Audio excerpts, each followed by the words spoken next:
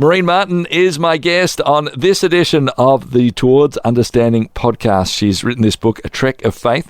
I must say to you right now, this is a heavy story with some remarkable, real, gritty hope that comes out the end of it. That's what I love about Maureen's story. If you love these stories, if you're loving these podcasts, please rate it and review it. It helps us get it out to more people and share it with friends as well. Let's get stuck into this conversation with Maureen Martin. G'day, Maureen. Hello. It's wonderful to have a chat to you. And we talk a lot on this program about heading towards a better understanding of life, of ourselves, of purpose, these sorts of things. And so often it comes through some real tragedy and some heartache that we start heading towards that sort of understanding. And I think your story certainly epitomizes plenty of that. You've been so open and vulnerable to share in your book and also in your story. Would you take us back to sort of the early 2000s and tell us a bit of the story of what was happening in your family and some of the really difficult things that your family went through? Sure. Well, I guess I wrote the book because I got thrust into an extraordinary run of circumstances that went on and on and on. I call it the horror run. I just felt like life tossed me into a maelstrom where everything that could go wrong went wrong. And it started with the passing of my 23-year-old son, our oldest son. I was happily married, had 4 children, life was going really well. They were all enjoying school and study, and then out of the blue, tragedy struck when our 23-year-old son got killed in a shark attack. And, we're a very close family, and that really just rocked us. It just really turned our lives upside down because we just could not imagine life without him. And that's where it started. I'm sure, Maureen, yep. that there's no way to, we can't prepare ourselves for those moments. I'm imagining either there's no possible way to prepare for a moment like that. There's not. Yep. There's not. It's just something that just comes right out of the blue. And what made it more difficult was that, Bo's body wasn't found until 3 days after he was attacked. And so for that 3 days, we got thrust into this horrible, horrible place, not knowing, and it was just a really horrible thing to have happen. And no, you can't prepare for it. It's just suddenly life deals out this rough hand, and you just respond to it the best way that you know how. So that was where it began, and from there, as if that wasn't enough, then we just had this whole string of events that happened. So.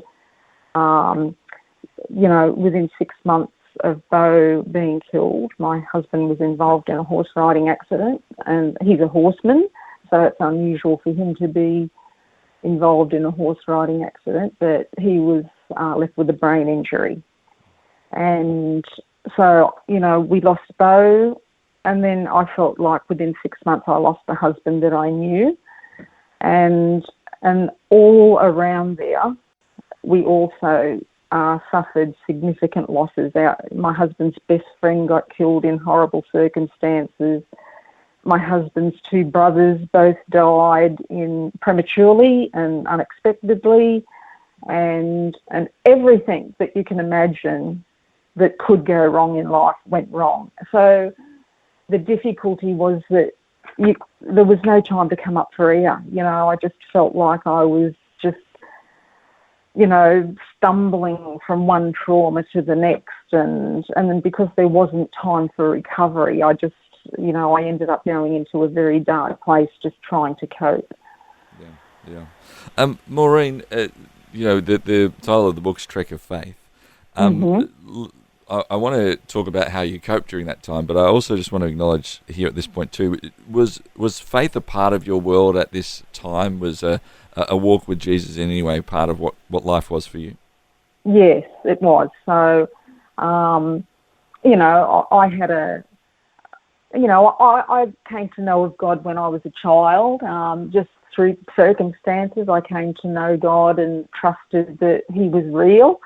And, you know, then there was a few years of on and off with my faith, but I made a commitment to the faith in a bigger way in my early 30s. And so, yes, I certainly did have a faith when all of this happened. And I honoured that faith as best as I knew how. You know, I prayed for the welfare of my family. I did what I knew to do to keep my faith alive.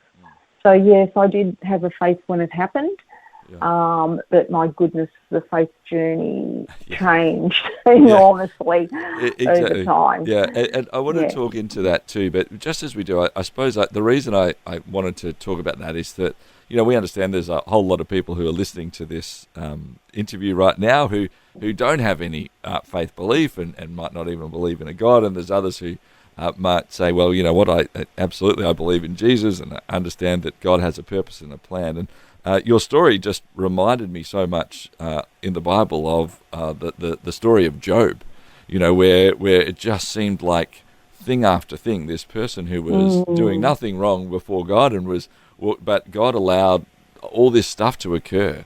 And your story just feels like that, you know, that there was nothing that you were doing wrong in these circumstances. It just, this suddenly happened. So I'd love you, as you sort of take us back there in a sense, that as you're sort of processing everything from, well, I believe in a God who loves me and what's going on, and yet everything is just tragedy. I'm not even having time to get up to air and process this. How did you just physically cope, and then also, I suppose, mentally and spiritually? They're sort of separate and joined during that time in the immediate aftermath of this period in the first few years. Yes, sure. Well, look, at first I just didn't understand because, you know, I just thought that if you prayed and for the protection of your family, and if you sent good things out into the world, good things came back to you. And I think I had a fairly innocent belief in God, and that, you know, that if I did the right thing and lived according to his ways, that life would be good to me. So I guess that was a thought that I had in my mind. And then when all of this happened, I just did not understand. I could not understand why it happened. And for me, you know, my faith journey has always been about talking to the Lord as though he's my best friend. So I go out and walk and pray. And so if I didn't understand, I'd just say, Lord, I don't understand. I need help to understand what is going on here. Why has all this happened? And I just kept talking to him like I was talking to my best friend. And then I just got to a point where I thought, you know, I have to really decide whether I believe that God is with me or not. I have to make a decision here because, you know, if all of this can happen despite my prayers, where does that leave me? I lost all of my security about life. Everything that was my security and safety about life was suddenly gone, because I thought, if I'm a believer and I believe that God loves me and yet allows this to happen, that means anything can happen in life. You know, I feel really, really vulnerable. And, you know, I think it was a tough way to learn it. Being a follower doesn't spare us from the pain or grief or turmoil of life. That's the lesson that I learnt along the way. But at the time, I just kept talking to the Lord about everything that was happening, and if I felt angry with him, Lord, you could have stopped this. You know, I think you could have stopped this. Why did you not stop it? You know, I went through this whole roller coaster of emotions with the Lord. But, you know, I did reach a point where I thought, I really just have to believe whether he is with me in this or whether he is not with me in this. Yeah. And I couldn't imagine life without God. Going through a very, very hard time, I could not imagine going through that without the God that I'd come to know. Yeah. So I just made the decision. I know God is with me. I don't understand. I don't know why all this is happening, but I trust that God is with me. Yeah. Maureen, and you may have sort of already answered there, but I do want to ask it afresh, and if it's, answered, that's fine, no problems. It's sort of that bit that you did touch on, which is, well, God, why did you not stop this? If you are actually all-powerful and you could have, and, okay, I don't understand it, but why didn't you? Do you feel like you've ever come to a good answer for that? Do you feel like there is a good answer that can ever come for that? How have you worked through that question? Yes, well, for me, I've come to the decision that, that God knows the beginning from the end and the end from the beginning. That we are all given our choice in life of how we journey through. And I sort of think that because God transcends time, that he sees all of the choices that we make from the beginning to the end, but we still have to work through that. And so that's how I look at it. And with that question, God, why could you not have stopped this? In the maturity of my faith, I've come to realise that if you live a spiritual life, you have to accept that we live in a spiritual realm. And just as in the natural as in the spiritual, there are good and evil at work. So in the natural world, there's a lot of wonderful and good things that happen. There's also a lot of evil that happens in the natural. And it's the same in the spiritual world. There's a lot of, it depends on who, you are tapped into. There's wonderful things that happen in the spiritual realm. And there's also, spiritual forces that are working against us. So I just, on reflection, think that, part of my story is that, yes, there was things that were horrible things that were happening in the natural, and there was horrible things that were happening in the spiritual, but there were good things that were happening in the natural and good things that were happening in the spiritual. And so if that makes sense, I just feel like God has given us the choices that we make in our lives, and he sees our whole journey from a different perspective than what we do. But I could never have blamed God for what happened, because I know God didn't cause it to happen. We have choice of what happens, and there are spiritual forces that work in this world, and we just have to, as best as we can, negotiate our way through all of that. But as I've learned, we can negotiate our way through all of that with the greatest of guides. So that's the conclusion that I've come to.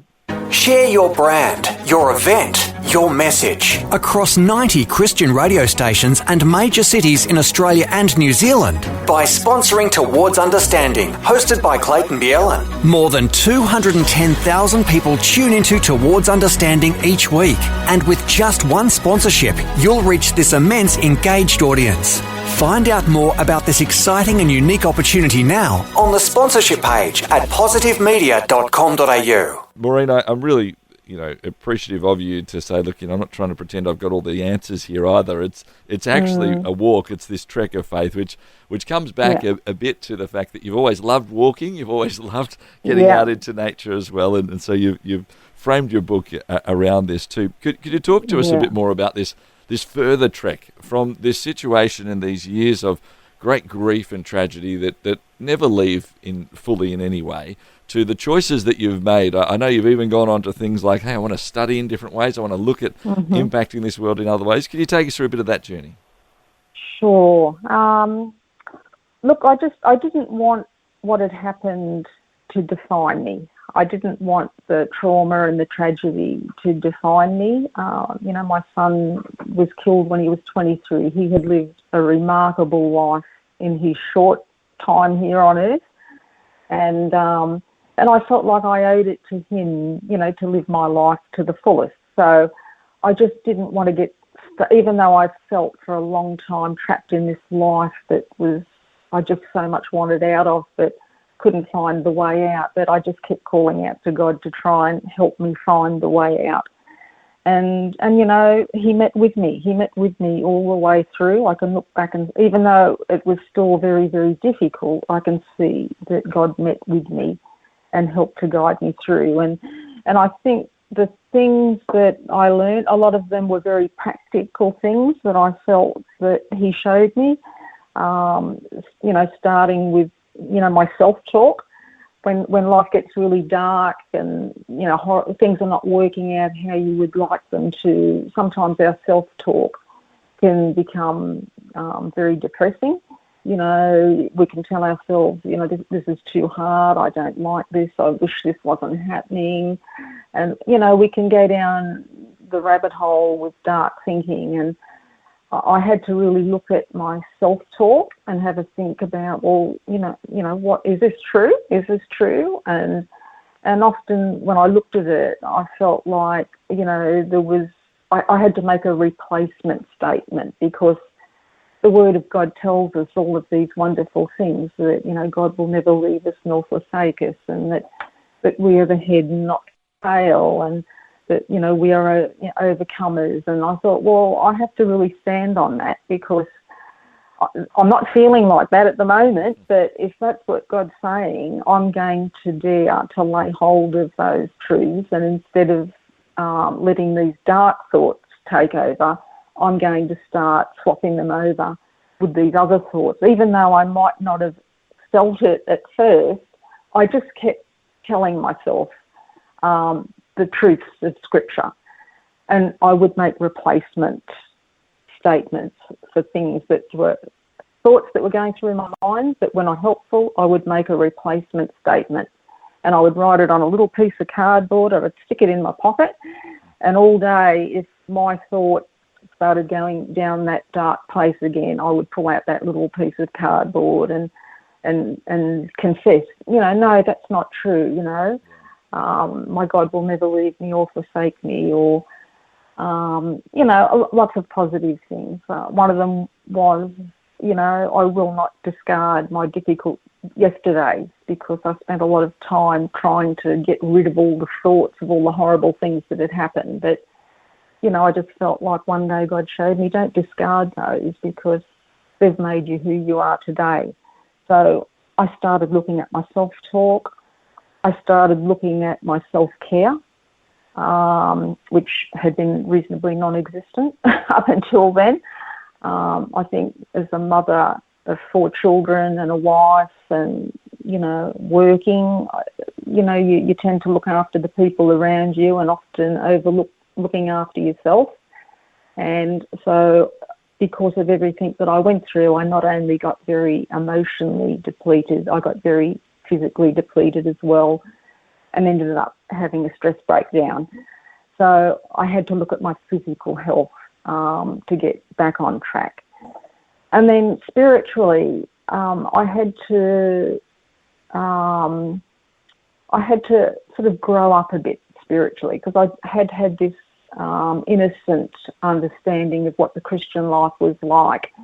And when I realised that, the Christian life is an awful lot about suffering, and, God doesn't stop things from happening to us, but he just assures us that he's with us in the midst of it. So once I realised that suffering really is a part of the Christian life, I thought, well, how do I manage all of this suffering? And I studied quite a bit on suffering, and I came to the conclusion that, we have spiritual authority. So while life is throwing all of these things at us, which some of them are from the natural, but some of them are from the spiritual, then I have God-given authority to speak to that. I don't have to accept that. No longer will I accept things that are being hurled at me when it's not justified. So I guess I became more authoritative in my prayer life, and that strengthened me in itself. And then on a practical level, I just started planning things that helped me to get to a better place. This was the journey out of the darkness. It was about examining my self-talk, taking self-care seriously, strengthening myself spiritually, and then learning, well, what is it that really floats my boat? What do I enjoy in life? I think I had been so busy raising a family and, just doing everyday things, paying off the mortgage, whatever. I'd never really taken time for myself. And all of these things, I believe, are what the Lord showed me that I needed to do. This was the way out for me. I needed to balance all of these things up. And, of course, all of that led me into coming to a place where I really felt the Lord was saying to me, I'd like you to share what you've learnt with others. So as a mature age person, I went and did a social science degree with a major in counselling. And from there, just an amazing door opened up. It's remarkable. So what sort of things has that opened it up for you, Maureen? Well, I started off with Lifeline. I volunteered with Lifeline for 7 years as a telephone counsellor, and I found that really fulfilling. You realise that, there's a lot of people out there that are going through difficult times, and I'd heard this phrase, the wounded healer, where it's those who have been wounded in a particular way that can often help with the healing for other people who are going through that. So I started off with Lifeline, and then when I got my degree, I got in with a counselling organisation, and whom I worked with for 14 years. And in that 14 years, I worked with families who were going through breakdown, through separation, and were having difficulty trying to work things out. So I worked there, and in that role I also started working in the prisons. I worked in the prison system under the banner of the counselling organisation for 4 years, and was also privileged to run a couple of groups with young Aboriginal women. I teamed up with the Aboriginal worker at our venue, and together we got together and wrote a program for Aboriginal women, which only a couple of those went ahead. But basically it was just helping people who were going through difficult times in life. And, that's where I guess the providence of God shines through, that you can look back and see all these horrible things that have happened in your life, but, God just seems to gather them all together, and it enables you to use them in a way that ends up becoming of great help to other people, and which in turn brings some level of satisfaction to yourself. That, that what I've been through has not been for nothing, because it's able to help other people with what they're going through. Yeah. Maureen, I want to finish our time asking a similar-ish question, but framed in two different ways for two different groups of people. The first is for those who maybe are finding themselves feeling a bit like you did when you were just, you couldn't come up for air in the midst of trauma. Now, it might not be the exact same situation, or maybe they've had multiple traumas together, or maybe they've just had one trauma and they just feel like they can't get up for air. And really your advice in that moment, in this moment, as they happen to be listening right now and hearing this and saying, okay, there's somebody who understands what this means. What would your advice in this moment be for them? I'd say don't give up on life. We only get one life, and life does dish out some really difficult things, but don't give up on life, because you just never know what's up ahead. You just never know what's around the corner. And if we've only got one shot at this life here on earth, let's do all that we can to make this the best life that we can in whatever way we can. So don't give up on life. And I'd also say be proactive in finding your peace in life, because horrible things happen to people, and it's not really true that time heals, I don't think. You just get better at managing the fallout. But I think that if you're actually proactive in trying to find peace and finding what it is that, that you really enjoy in life, like try and balance up the scales. I always imagine a set of scales, and when something horrible in life happens, one side of those scales just, hit the bottom. So you've got to put something over the other side of the scale to try and bring yourself back up again. And learning what it is that brings you back up is a journey in itself, because a lot of us don't really know what it is that we really enjoy in life. What is it? Is it trekking or bushwalking or art or fishing or, what is it? And God is happy for us to enjoy life, We don't need to be all serious about life all the time. Life is here to be enjoyed, and we need to do that in balance. So be proactive in finding out what it is that floats your boat. Yeah. And just a reminder that we don't walk on our own. We don't walk alone. There's, whether you're a believer or not, I'm a believer, and I believe God loves us and God is with us and He's willing to help us through. But I understand that not everybody, feels the same way, and that's okay. I respect their journey just as I hope they would respect mine. But, there's always someone who will walk with you through a difficult time. Sometimes you've got to reach out for it, but just be reminded that you don't walk alone. So that would be my words. Yeah, love that. Yeah. Maureen, my final question is sort of that in reverse in a way. It's for somebody who's actually life's going really well.